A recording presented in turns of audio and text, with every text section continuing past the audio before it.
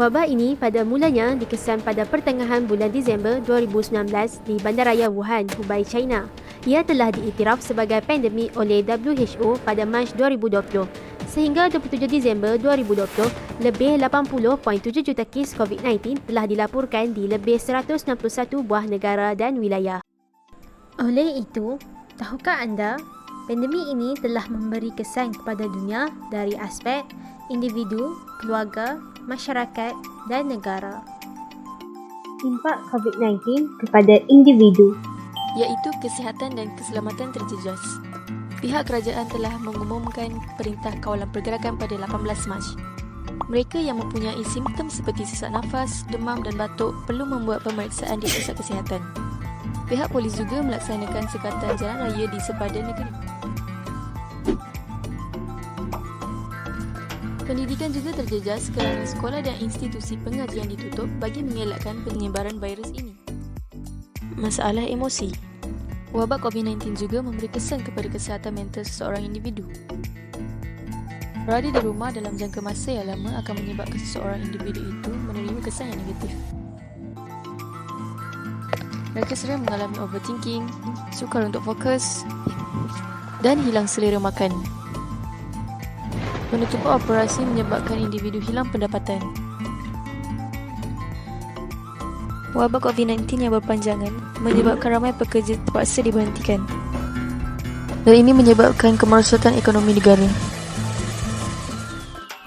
Impak COVID-19 kepada keluarga.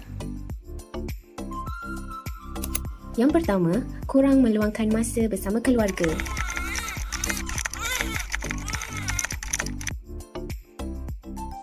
Yang kedua, timbulnya krisis kewangan kerana ramai orang kehilangan pekerjaan.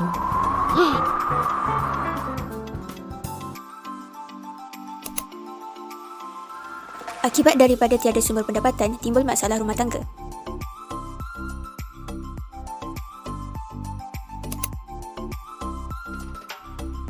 Disebabkan masalah rumah tangga, kes kekanasan di rumah meningkat. Impak COVID-19 kepada masyarakat. Ramai pekerja terjejas dan dibuang kerja. Ini menyebabkan mereka kehilangan sumber pendapatan bagi diri dan keluarga. Ramai rakyat melakukan kerja sementara seperti perniagaan secara dalam talian dan dalam bidang penghantaran seperti Foodpanda. Masyarakat dilarang melakukan perhimpunan ramai. Ini menyebabkan pusat-pusat perniagaan menjadi lengang dan kosong. Jadi, apakah peranan kita sebagai masyarakat?